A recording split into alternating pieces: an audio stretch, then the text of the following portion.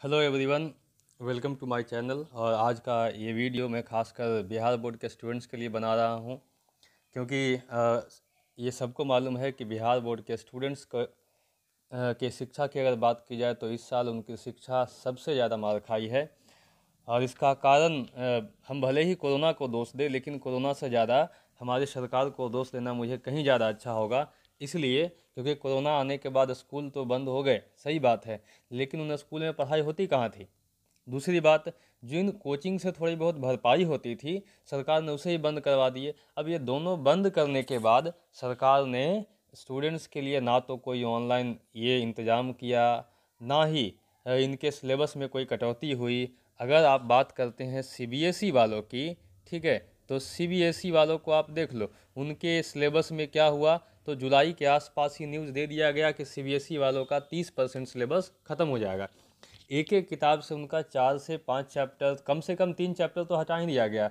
लेकिन आप अपना देख लो बिहार बोर्ड का, तो बिहार बोर्ड से एक भी चैप्टर नहीं हटाया गया।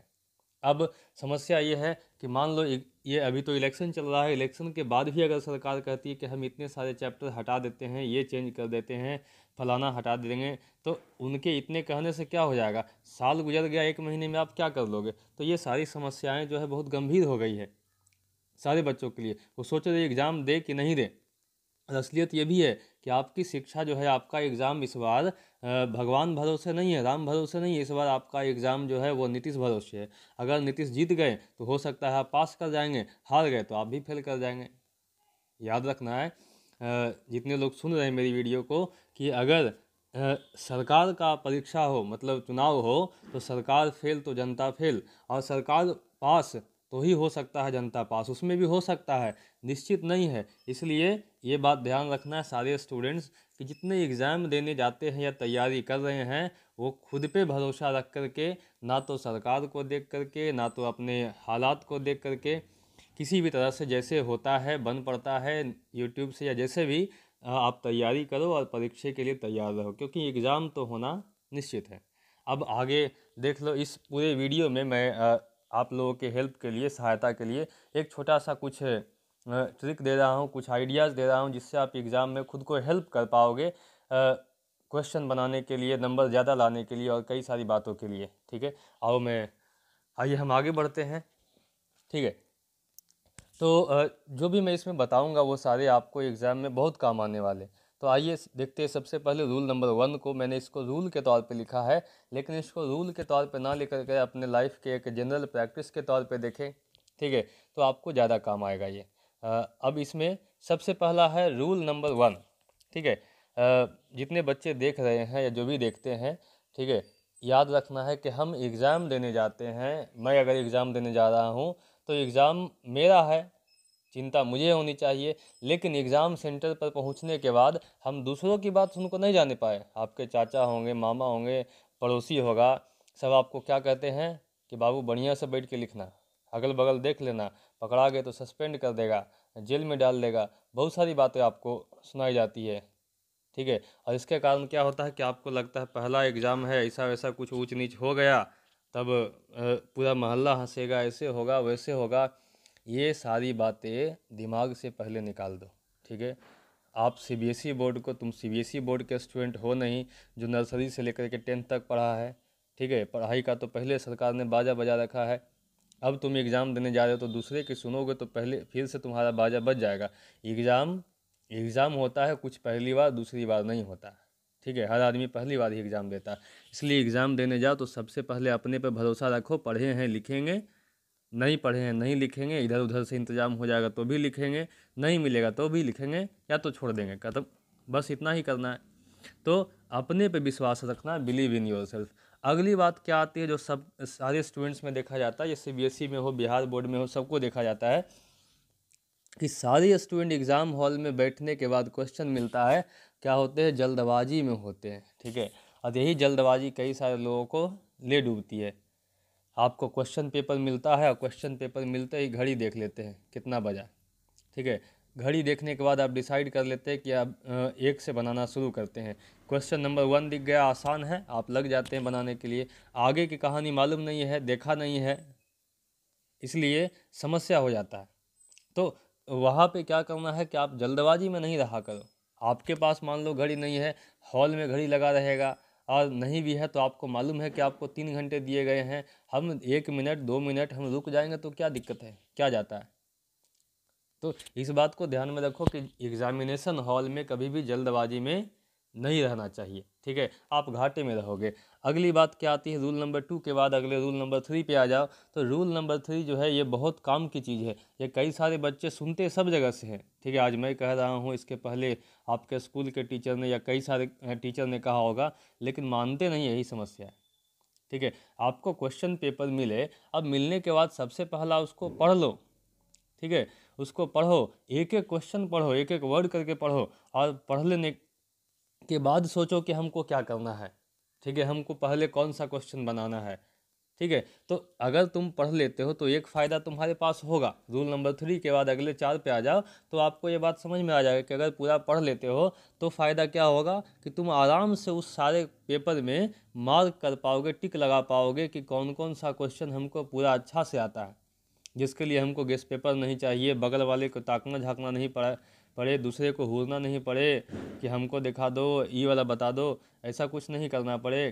तो आप पहले क्वेश्चन पूरा पढ़ोगे तब तो ना आप मार्क कर पाओगे। मार्क कर लो कि कौन कौन सा क्वेश्चन मुझे अच्छे से आता है, और उसके बाद आप लिखना शुरू करो, ठीक है। तो जो क्वेश्चन आपको आता है वो तो सही है, ठीक है, आप मार्क करो, उसके बाद सीधे पेपर में आ जाओ, लिखना शुरू करो। अब समस्या आती है कुछ बच्चों के साथ कि जब उन्हें क्या होता है, अ, जब वो ऑब्जेक्टिव बना रहे होते हैं, तो बहुत सारे बच्चे जब ऑब्जेक्टिव बनाते हैं, तो जैसे 4 में बताया मैंने भी कि जो क्वेश्चन आपको आता है आप मार्क कर लो। अब समस्या क्या होता है कि जैसे ही आप क्वेश्चन मार्क कर लेते हैं, लिख लेते हैं, तो उनके लिए तो सही है, लेकिन कभी कभी क्या होता है कि जो क्वेश्चन आप 50-50 में है, नहीं आता है, आप लेफ़्ट राइट लिखना शुरू कर देते हैं। बिहार बोर्ड में आम बात है, ठीक है, बिना चोरी के आज तक बिहार बोर्ड की एग्ज़ाम नहीं हुई है, ये सच्चाई है, ठीक है। भले ही से कोई आदमी नकार जाए, ये नहीं हो सकता है, ये हमेशा से चोरी होती रही है। अब उसमें क्या होता है, बच्चे उसमें भी मार खा जाते हैं कि एक तो किया एग्ज़ाम में चोरी, लेकिन फिर भी फेल हो गए। अब देखो समस्या का क्या आता है वहाँ पे कि हमें जो क्वेश्चन मिला, हमने ये क्वेश्चन पढ़ा, और क्वेश्चन पढ़ने के जस्ट बाद क्या करते हैं, ढूंढने लगते हैं कि हमें कहाँ से इसका जवाब मिलेगा। अब कई सारे लोग होते हैं, उनको बोल दिया जाता है कि देखो बाबू, इतने बजे तुम्हारे मोबाइल पे मैसेज आएगा, उसमें ऑब्जेक्टिव का आंसर रहेगा, या बगल वाला गेस्ट पेपर से लिख रहा है, आपको लगता है भी मैच कर रहा है, हम लिख देते हैं, छाप देते हैं। लिखने वाले को पहले ध्यान देना चाहिए कि अगर मोबाइल पे ही आया है, ऑब्जेक्टिव ही आया है, नंबर लिखा है, ABCD लिखा है, कम से कम थोड़ा दिमाग लगा के चेक कर लिया करो कि आखिर इसमें जो दिया गया है ABCD, क्या वो पढ़ा लिखा आदमी बना के भेजा है। हाँ, do verify the answer with your own knowledge, उसको पहले अपने नॉलेज से वेरीफाई करो कि ये सही है कि नहीं है, ठीक है। ऐसे ही ABCD लिख करके भेज दिया, आप टिक लगा दिया, आपको मालूम ही नहीं कि कितना सही है कितना गलत है। वो तो निश्चय सी बात है, 50 क्वेश्चन में कोई भी आदमी तुक्का भी मारेगा, ABCD लिख देगा आपको, तो 50 में कम से कम 20 तो उसको सही मिल ही जाएगा, ठीक है। और आपको बोल दिया कि हम तो तुमको आंसर भेज दिए थे, हो सकता है आपको उसके लिए आपसे पैसा भी ले ले, लेकिन सच्चाई यही है कि आपको पूरा का पूरा सही जवाब आपको नहीं दिया हो। आप खुद से उसे चेक कर लिया करो, ठीक है। आपको आसपास से गेस्ट पेपर्स लिखने के लिए मिलता है, उसे भी चेक कर लिया करो। और नहीं तो फिर अगर ऐसा नहीं करते हैं तो आप घर पे आके जोड़ो कि इतना हम बनाए हैं, और बाद में रिजल्ट आएगा कि इतना हमको दिया है, तो उस वो करने से कुछ फ़ायदा नहीं है, क्योंकि आपने खुद को धोखा दिया है। दूसरी बात, जो लोग गेस्ट पेपर पे विश्वास करते ना, आप याद रखें कि आपका जो गेस्ट पेपर होता है, ठीक है, वो भी पूरा कई तरीक़ों से गलत होता है। उसमें spelling mistake, word mistake, sentence का गलत होना, क्वेश्चन कुछ और तो आंसर कुछ और, ये बहुत सारा ऐसा दिख जाता है, ठीक है। तो आप इन चीज़ों पे, दूसरे पे, मोबाइल पे, मैसेज पे, गेस्ट पेपर पे भरोसा रखोगे तो एग्ज़ाम तो डूब जाएगा ही। एक बार कम से कम वेरीफाई कर लिया करो, आंसर लिखते हो तब। अब अगली बात मैं आपको बता दूँ, अगली बात क्या कहता है, जो सारे बच्चे नहीं ध्यान देते, ठीक है, कि हम एग्ज़ाम लिखने जाते हैं, रूल नंबर 6 में जो बताया हुआ है कि एग्ज़ाम देने जाते हैं तो एग्ज़ाम क्वेश्चन पेपर में क्या लिखा होता है कि answer in your own words, कहता है कि बाबू अपने शब्दों में जवाब दो।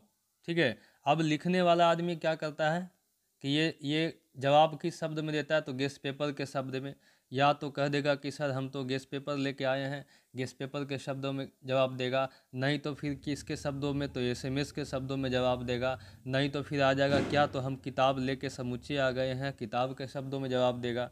अब ये सारा चीज़ आपके शब्द नहीं है, वो आदमी एग्ज़ाम जो ले रहा है आपसे वो पूछना चाहता है कि तुम कैसे समझे किसी चैप्टर को, वैसे जवाब दो। ठीक है, तो आदमी समझे तब तो जवाब दे। इसलिए आपको जब भी एग्ज़ाम में आंसर लिखना हो तो सबसे पहले सोच ले, ध्यान दे ले कि हमें अपने शब्दों में देना है जवाब, हम समझे हैं कि नहीं। तो अगर आपने पढ़ाई किया होगा, पढ़ा होगा, तो आप इसका जवाब अपने शब्दों में दे सकते हैं। नहीं पढ़ा है तो हम कुछ नहीं कर सकते, फिर आप देख लीजिए, जहाँ से मिले छाप लीजिए।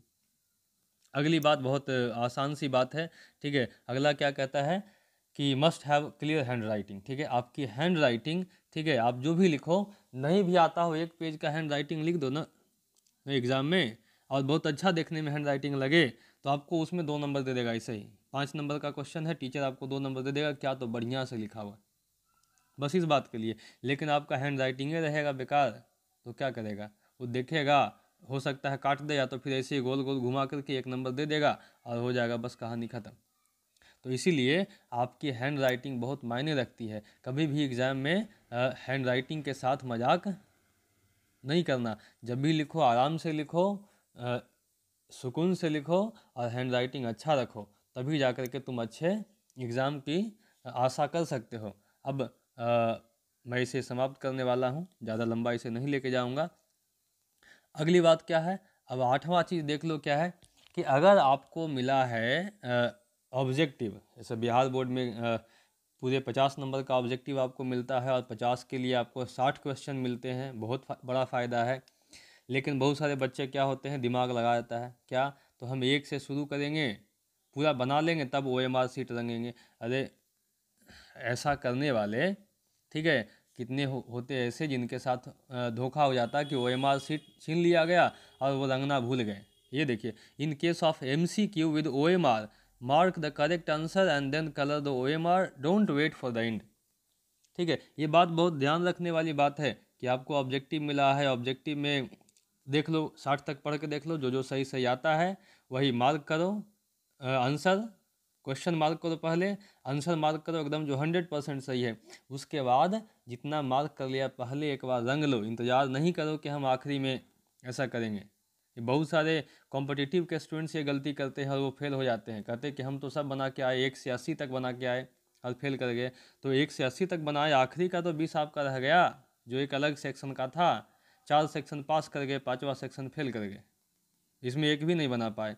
तो ये धोखा उनके साथ होता है, ये आपके साथ नहीं होने पाए। आप ध्यान दो, जो भी आए सब पहले एक बार बना लो, उसके बाद तुरंत का तुरंत उसे OMR सीट में कलर कर लो, ये आपके लिए बहुत फ़ायदे का चीज़ रहेगा।